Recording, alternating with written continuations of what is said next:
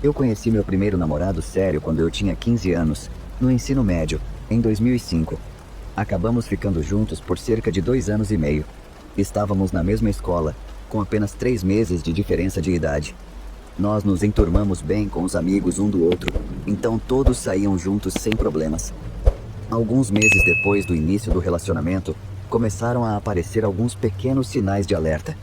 Um outro cara tentou falar comigo e meu namorado o ameaçou, o que acabou fazendo com que ele fosse para a detenção, já que isso aconteceu durante o horário escolar. Esse foi o primeiro de muitos momentos em que vi um lado muito assustador dele. Outros episódios, que na época não pareciam tão significativos, mas que hoje percebo que eram, incluíam ele quebrar a janela do quarto porque eu não queria sair para beber uma noite, jogar bebidas em mim e, quando seu lado feio começou a aparecer ainda mais, ele me empurrou contra uma parede, porque um dos seus amigos se sentou ao meu lado em um sofá durante uma festa. Felizmente, seus amigos o afastaram de mim e lhe deram uma bronca, mas foi colocado para escanteio como apenas bebida demais e logo esquecido. O tempo passou e nos separamos brevemente, porque ele estava usando muitas drogas, principalmente êxtase e speed. Eu não queria me envolver com tudo isso, o que fez com que passássemos muito menos tempo juntos. Então terminei. Ficamos separados por um mês antes de voltarmos, durante o qual eu estava conversando casualmente com outra pessoa, mas não deu em nada. Uma manhã, enquanto ainda estávamos na cama, ele recebeu uma mensagem de um amigo local e foi encontrá-lo, me deixando na casa dele. Sua mãe, padrasto e irmã estavam fora, então depois de uns 5 minutos me levantei e fui ao banheiro. Ouvi o carro dele frear bruscamente do lado de fora, a porta da frente bater na parede e ele subindo as escadas correndo. Ele estava respirando pesadamente, quase rosnando. A porta do banheiro estava trancada. Era de madeira, então não demorou muito para ele arrombá-la. Ele gritou comigo sobre como eu tinha falado com outra pessoa enquanto estávamos separados e como eu podia ter feito isso, apesar de ele ter ficado com outra pessoa no círculo de amigos dele.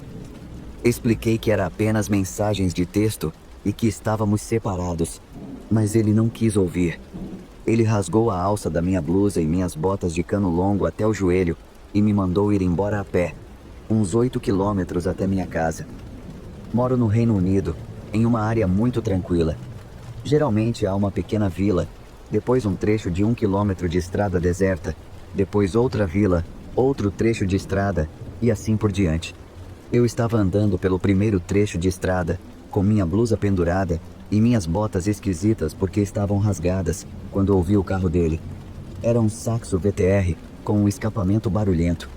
Não queria lidar com ele de novo, então pulei sobre uma cerca e me escondi. Lembro de ter me arranhado nos espinhos, mas não liguei. Apenas me agachei atrás da cerca, torcendo para que ele desaparecesse. Ouvi o carro dele subindo e descendo a estrada algumas vezes antes que ele desistisse. Achei que estava seguro e, ignorando todas as chamadas dele, consegui chegar em casa segura, correndo na maior parte do caminho. Recebi mensagens dele pedindo desculpas e dizendo que tiraria a própria vida, mas não me importei mais naquele ponto. Depois de um tempo, ele finalmente me deixou em paz e eu me concentrei na faculdade e em passar tempo com meus amigos. Queria que essa fosse a última vez que tive contato com ele, mas não foi. Estava saindo com amigos na cidade e tinha colocado meu ex para trás da minha mente, pois já fazia meses que não ouvia falar dele. Estava me divertindo dançando quando ele apareceu do nada. Tentou falar comigo, o que reconheci, mas não estava com disposição para isso. Fui ao banheiro perto da saída para pensar no que fazer.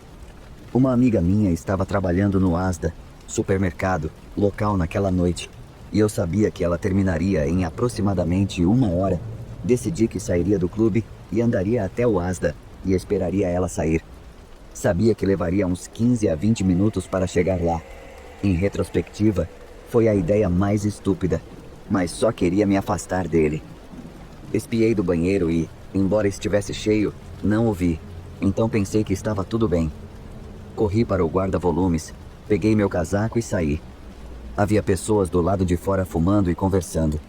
Olhei ao redor enquanto passava. Não o vi, então achei que estava tudo bem para sair. Cerca de 10 minutos depois, comecei a me sentir inquieta. sem saber por quê. Só estava cheia de medo. Olhei para trás e a uns 10 metros de mim estava meu ex, me seguindo, olhos fixos em mim, sem dizer uma palavra. Ele parecia maligno. Deve ter ficado esperando eu sair do banheiro, ou me viu pegando meu casaco e me seguiu à distância o tempo todo. Já passava da meia-noite. As ruas estavam desertas por causa do horário e não havia casas por perto. Percebi naquele momento o quão mal eu tinha feito. Mandei uma mensagem rápida para minha amiga, dizendo o que estava acontecendo, onde eu estava e para onde ia. Ela tentou ligar, mas cancelei, pois não queria que ele soubesse que tinha alertado alguém. Acelerei o passo e ouvi que ele também acelerou. À minha frente, como em um filme de terror, estava a passagem subterrânea. É um túnel que passa por baixo da estrada principal e leva ao estacionamento do Asda. Eu tinha que correr por esse túnel de 90 metros mal iluminado ou me virar e enfrentá-lo. Decidi correr pelo túnel. Afinal, o Asda estava aberto do outro lado e com certeza haveria alguém no estacionamento. Tinham um posto de gasolina 24 horas e um caixa eletrônico que muitas pessoas usavam. Então disparei pelo túnel e ele começou a gritar xingamentos para mim, o de sempre. Cheguei ao fim do túnel e fiquei aliviada ao ver o Asda todo iluminado, sabendo que havia gente lá dentro. Notei um rapaz em uma motoneta não muito longe da entrada. Baixei a guarda, achando que ele me deixaria em paz agora que alguém estava visível. Mas estava errada, muito errada. De repente, fui agarrada pelos cabelos. Ele tirou meu celular da minha mão e o quebrou no chão. Comecei a gritar e o rapaz da motoneta viu e correu para dentro da loja. Ótimo. Meu ex começou a me puxar de volta para a passagem subterrânea e comecei a entrar em pânico. Se ele me levasse para a passagem subterrânea, eu estaria ferrada. Com todas as minhas forças, dei um soco nele na cara. Foi quando lembrei que ele ainda segurava meu cabelo e acabou arrancando um pedaço dele. Ele me pegou de novo, me levantando pelo pescoço, só para me jogar no chão, cortando meus joelhos e mãos. Ele agora estava gritando comigo, me xingando por ter batido nele. Nesse ponto, comecei a ouvir gritos e, para meu alívio, estavam se aproximando. O cara da motoneta tinha alertado o pessoal do supermercado sobre a situação e uma variedade de pessoas estava correndo em nossa direção. Um segurança, funcionários e até um cliente. Meu ex começou a correr, mas foi pego. O pessoal do Asda tinha chamado a polícia, que estava a caminho. Vi minha amiga e simplesmente desabei nos braços dela como um bebê. A polícia chegou em 5 minutos. Eles o prenderam e me levaram à delegacia para prestar depoimento. Tiveram que tirar fotos de todas as minhas feridas, todas infligidas por alguém que um dia amei. Hematomas, arranhões, cortes, um pedaço de cabelo faltando. Me senti com vergonha. Lembro do policial tentando aliviar o clima brincando sobre eu ter conseguido dar um soco nele pelo menos. O que aconteceu depois foi um borrão. Me tranquei e desenvolvi ansiedade e ataques de pânico devido a tudo o que aconteceu. Lembro de um policial me visitando para me informar sobre uma data no tribunal. Não compareci. Em retrospectiva, deveria ter ido, mas não conseguia encará-lo naqueles olhos malignos. Não queria lembrar do medo que senti olhando para ele. Só queria que tudo fosse embora. Estava no jornal local naquela semana, com detalhes da data do tribunal, etc. Me disseram que ele tinha entrado em um programa de controle da raiva e tinha começado a fazer terapia. Ele foi forçado a enfrentar quem ele era, o que me alegra, pois ele era um monstro.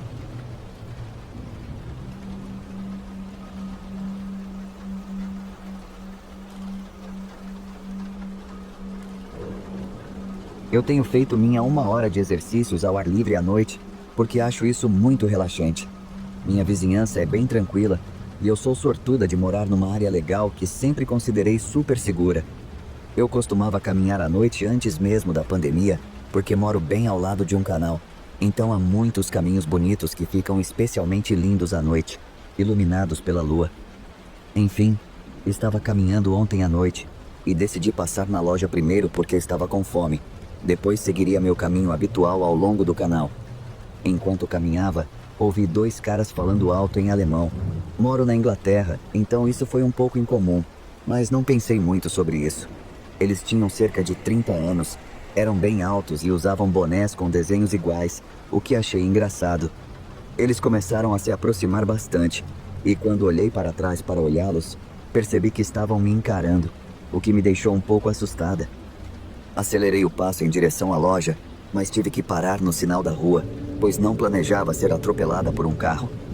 Eles me alcançaram, mas não pararam para esperar o sinal fechar, apenas atravessaram a rua e entraram na loja para onde eu estava indo. Decidi ignorar minha fome e segui para o canal para minha caminhada. Parei de pensar nos homens logo depois, atribuindo isso ao fato de eu ser uma pessoa geralmente ansiosa. Não gosto particularmente de passar por estranhos à noite e já sou bastante consciente de mim mesma, sem eles falando comigo ou sobre mim. Enfim, completei minha caminhada e estava voltando para casa. Para a história fazer sentido, preciso descrever onde estava. À minha direita havia a própria água. Eu estava na trilha e à minha esquerda havia uma grande queda que dava direto na estrada principal. Ao lado dessa estrada havia uma fileira de casas. Em frente a mim havia uma ponte ferroviária. Eu estava com os fones de ouvido e minha música estava bem alta, mas achei que ouvi alguém gritando. Tirei um dos fones e fiquei ouvindo, mas estava tudo bem silencioso, exceto pelos carros passando na estrada abaixo de mim. Foi então que vi 2 homens se dirigindo à ponte e os reconheci imediatamente como os 2 caras que tinham me encarado antes, pelos bonés.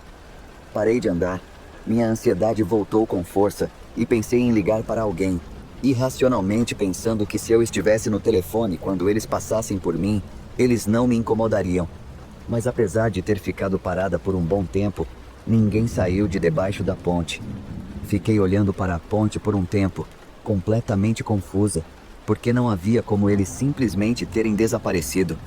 Eu conseguia ver através do outro lado da ponte, então sabia que eles não tinham virado e ido embora ou algo do tipo, mas certamente não tinham passado por mim. Depois de alguns momentos, comecei a pensar se estava alucinando ou algo assim. Não tenho histórico de alucinações, mas não conseguia explicar de outra forma. Comecei a andar lentamente em direção à entrada da ponte e bem quando estava prestes a entrar, eu vi. A sombra de um dos homens se projetou na parede. Meu sangue gelou literalmente quando percebi o que estava acontecendo. Eles estavam me esperando do outro lado da ponte, mas devem ter se escondido atrás do pilar para que eu não os visse. Minha mente foi para 1000 lugares diferentes, em pânico sobre o que eles fariam se eu passasse embaixo daquela ponte. Eu estava convencida de que eles simplesmente me seguiriam se eu ficasse onde estava e ligasse pedindo ajuda, certa de que eles sairiam para ver o que estava acontecendo e eu ficaria presa. Fiz a única coisa que consegui pensar. Silenciosamente corri até a cerca que separava a trilha do canal da queda para a estrada principal e a subi. Era apenas uma cerca baixa, até a altura da coxa, e do outro lado havia um pequeno espaço antes da parede e da queda em si. Esperei alguns momentos enquanto os carros passavam, mas felizmente moro numa área tranquila, então a estrada logo ficou vazia. Consegui me orientar para me abaixar da queda sem fazer muito barulho ou me machucar muito, e no momento em que meus pés tocaram o chão, corri na direção das casas o mais rápido que pude, sem fazer barulho, só olhando para trás quando estava quase na beira da estrada.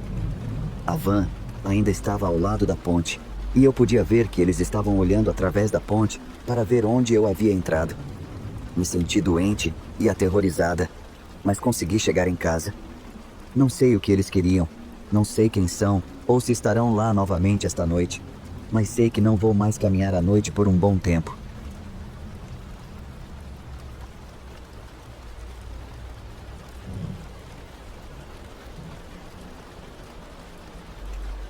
Isso aconteceu com uma das minhas melhores amigas e eu em 2017, e sinto que vale a pena compartilhar. Minha melhor amiga Elise estava namorando um cara chamado Mark em 2016. Eles terminaram bem na virada do ano novo. Conheço Elise há mais de uma década, mas não conversávamos muito enquanto eles estavam juntos. Encontrei-os uma vez em uma cafeteria local, abracei Elise e estava conversando enquanto Mark me olhava com nojo, como se Elise não pudesse falar com suas amigas. Na época, não dei importância, achando que ele era apenas antissocial. Não tinha ideia de que ele acabaria arruinando um ano inteiro da minha vida. É meio confuso como Mark entrou em contato comigo especificamente. Acredito que Elise tenha postado sobre o término e ofereci meu apoio publicamente. Então ele me mirou. Começou na véspera de Ano Novo. Ele começou a me mandar mensagens no Instagram repetidamente, me ameaçando, enquanto eu estava em um encontro com meu então namorado, duas das minhas ex-melhores amigas e o namorado da minha ex-melhor amiga. Lembro de ver minhas notificações explodindo e ignorei, mas todos pareciam mais preocupados do que eu. Deixei pra lá até tarde do dia seguinte. Quando finalmente olhei meu telefone, tinha dezenas de mensagens de Mark, além de algumas postagens públicas em que ele nos marcava, chamando-nos de todos os nomes possíveis e dizendo que eu era a razão do término deles. Respondi às mensagens privadas perguntando por que ele estava me perseguindo. Esse foi o maior erro que já cometi. Depois de algumas mensagens raivosas dele, ele me bloqueou e eu pensei que tinha acabado. Também tive algumas chamadas perdidas de Elise, então finalmente entrei em contato com ela para saber o que estava acontecendo. Ela me contou freneticamente que Mark era um homem perigoso e que ele a estava atormentando desde o dia em que se tornaram um casal. Ele a jogava pelo apartamento, deixando hematomas horríveis, dos quais ela me mandou fotos.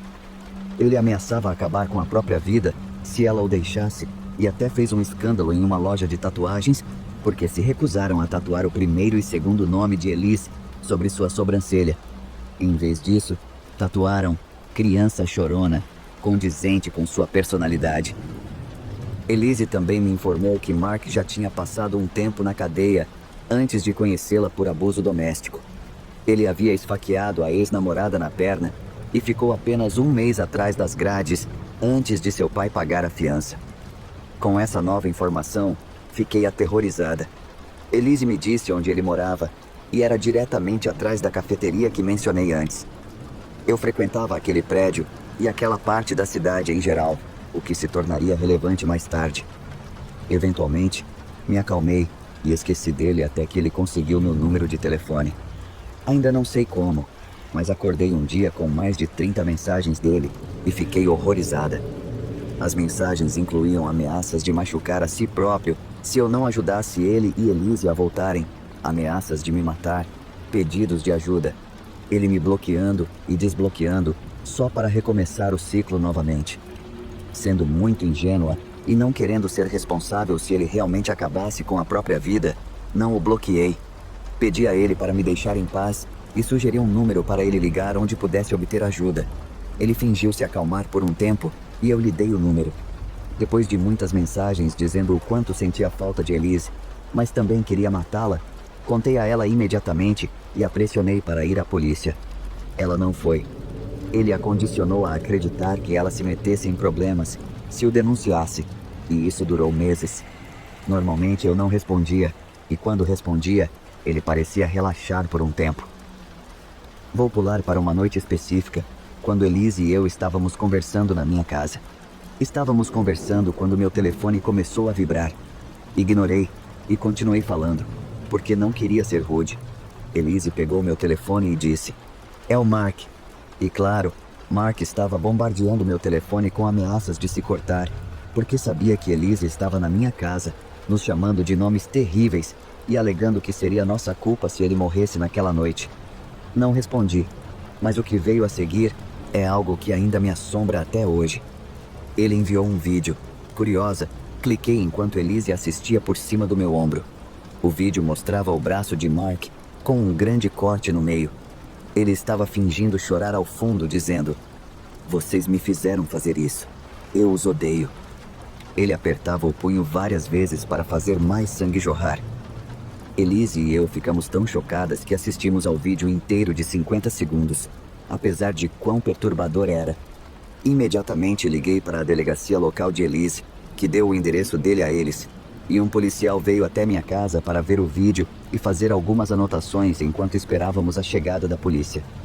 Mark postou o vídeo horrível em seu Instagram e desbloqueou Elise e eu só para nos marcar em uma legenda, alegando que nós o mandamos fazer isso.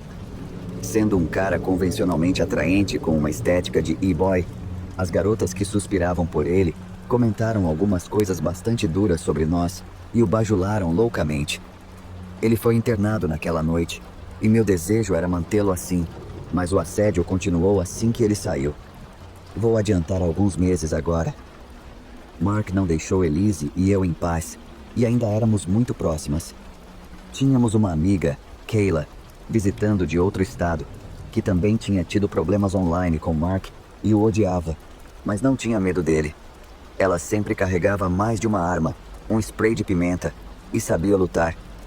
Ela sugeriu que fizéssemos uma caminhada na parte da cidade onde ele morava, querendo visitar a cafeteria, ver alguns dos pequenos negócios e depois jantar em uma pizzaria. Elise e eu concordamos relutantemente. Estacionamos em frente à cafeteria, pegamos algumas bebidas e começamos a caminhar pela rua. Em cerca de 5 minutos, Mark passou de moto. Elise e Kayla estavam imersas em conversa, enquanto eu ficava para trás. Olhei para cima e fiz contato visual com Mark. Elise e Kayla o notaram enquanto ele acelerava. Kayla nos assegurou que ele não se aproximaria de nós com ela por perto, então continuamos andando. Mark começou a circular o quarteirão em que estávamos caminhando com sua moto. Quando cruzamos o próximo quarteirão, ele mudou para aquele e circulou-o. No terceiro quarteirão estava a pizzaria, com paredes de vidro transparente, claro. Entramos e nos sentamos no canto ao lado do vidro. Ficamos lá por cerca de 1h30, comendo, conversando e tomando refrigerante. Mark circulou o restaurante o tempo todo e fizemos o possível para ignorá-lo. Quando terminamos e nos levantamos para sair, Mark acelerou e não o vimos novamente naquela noite. Algum tempo se passou e Mark começou a passar de moto pela casa de Elise todas as noites. Dentro de uma semana, ele começou a fazer o mesmo comigo. Eu contei aos meus pais, meu padrasto que mantinha um olho atento em nossa rua. Minha mãe sempre garantia que nossas portas e janelas estivessem trancadas, as persianas fechadas antes de ir para a cama. E meu pai até fazia uma patrulha noturna, dirigindo ao redor da minha rua por alguns minutos no caminho de casa do trabalho. Mesmo assim, eu acordava quase todas as noites ao som do motor da moto dele rugindo do lado de fora da minha casa. Não tínhamos provas disso para mostrar à polícia, pois ele de alguma forma fazia isso sem deixar rastros, então não nos preocupamos em relatar isso. No final de 2017, Mark pegou sua moto e partiu para a Califórnia para evitar os problemas legais que enfrentava aqui. Elise e eu ficamos aliviadas, para dizer o mínimo. Ele ainda nos assediava de tempos em tempos, mas nunca mais voltou. Paramos de ouvir falar dele após um tempo e não pensamos mais nisso. Avançando para setembro de 2019, Elise e eu estávamos aproveitando o sol quando ela recebeu uma ligação. Mark estava morto. Ele morreu logo depois que as ligações e mensagens para nós pararam.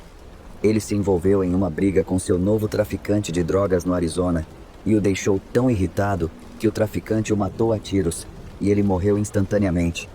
Ele também foi acusado de violência doméstica 2 vezes na Califórnia e no Arizona e estava fugindo de um mandado de prisão. Seu pai disse a todos que foi uma overdose acidental, porque Mark era conhecido por abusar de remédios e outras drogas diversas. Mas isso foi para encobrir seu filho sociopata. Não tenho certeza se a morte de Mark foi seu karma ou se algum ser superior estava nos protegendo, a nós e a todas as garotas que ele machucou no passado e machucaria no futuro. Mas ele se foi agora. Nunca mais precisaremos nos preocupar com nossa segurança por causa dele. Embora ver fotos dele ainda me dê arrepios, e me sinto terrível por ele ter vindo a um fim tão infeliz.